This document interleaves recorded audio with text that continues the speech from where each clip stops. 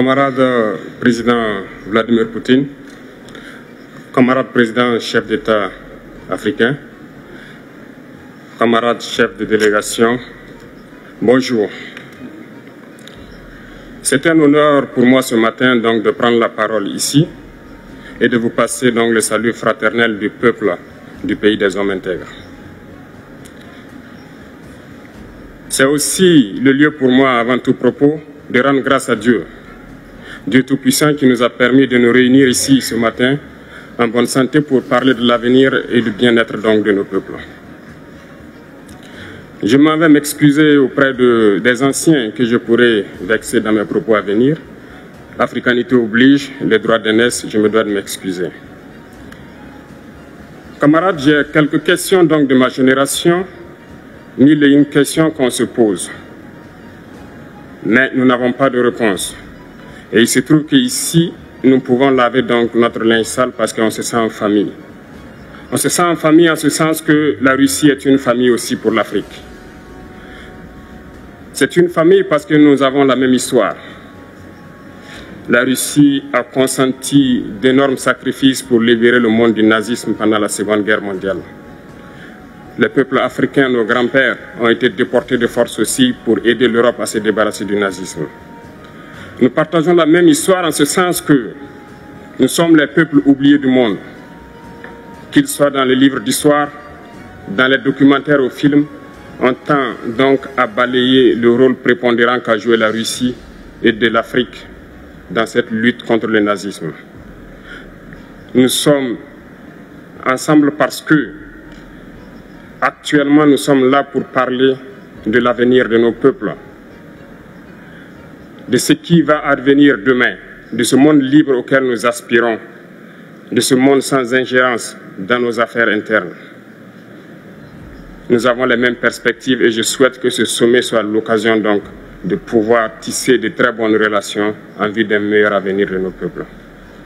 Les questions que mes générations se posent sont les suivantes, si je peux me résumer, c'est de ne pas comprendre comment l'Afrique, avec tant de richesses sur notre sol, avec une nature généreuse, de l'eau, du soleil en abondance, l'Afrique est aujourd'hui le continent le plus pauvre. L'Afrique est un continent affamé. Et comment se fait-il que les chefs d'État traversent donc le monde à mendier? Voici des questions que nous nous posons et que nous n'avons pas de réponse jusque-là. Nous avons l'occasion de tisser de nouvelles relations. Et j'espère que ces relations puissent être les meilleures pour donner un meilleur avenir à nos peuples. Ma génération me charge aussi de dire que, par ce fait de pauvreté, ils sont obligés de traverser l'océan pour essayer de rallier l'Europe. Ils meurent dans l'océan. Mais que prochainement, ils n'iront pas traverser parce qu'ils viendront devant nos palais pour chercher leur pitance quotidienne. Pour ce qui concerne le Burkina Faso, aujourd'hui nous sommes confrontés depuis plus de 8 ans à la forme de manifestation la plus barbare, la plus violente du néocolonialisme, de l'impérialisme. L'esclavage qu'on tend encore à nous imposer. Nos dévanciers nous ont bien appris une chose. L'esclave qui n'est pas capable d'assumer sa révolte ne mérite pas que l'on s'apitoie sur son sort. Nous ne nous apitoyons pas sur nos sorts, on ne demande pas que quelqu'un s'apitoie sur notre sort. Le peuple burkinabé a décidé de lutter contre le terrorisme en mesure de relancer son développement.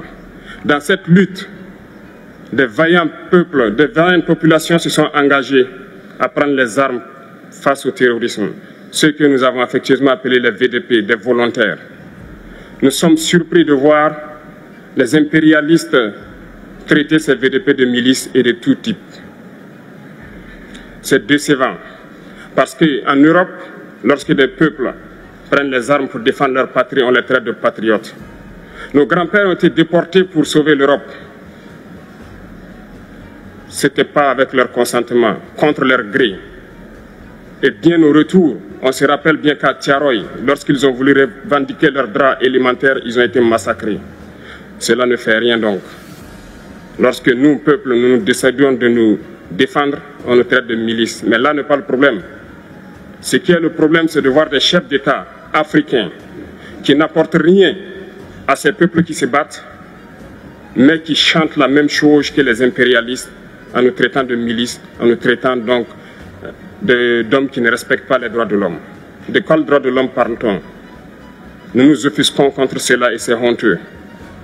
Il faut que nous, chefs d'État africains, nous arrêtons de nous comporter donc en marionnettes qui dansent à chaque fois que les impérialistes tirent sur les ficelles. Hier, le président Vladimir Poutine a annoncé donc l'envoi de céréales en Afrique. Nous sommes bien contents. Nous lui disons merci pour cela. Mais aussi, c'est un message passé à nous, chefs d'État africains, parce qu'au prochain forum, nous ne devrons pas venir ici sans avoir assuré, pour ceux qui ne connaissent pas la guerre, l'autosuffisance alimentaire de nos peuples. Nous devons prendre l'expérience de ceux qui ont pu déjà atteindre cela en Afrique, tisser de bonnes relations ici et tisser de meilleures relations avec la Fédération de Russie pour pouvoir assouvir les besoins de nos populations. Je ne serai pas peut-être long, le temps imparti est très court.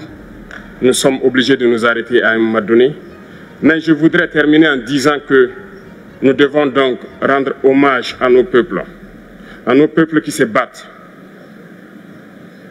Gloire à nos peuples, dignité à nos peuples, victoire à nos peuples. La patrie ou la mort, nous vaincrons. Merci, camarades.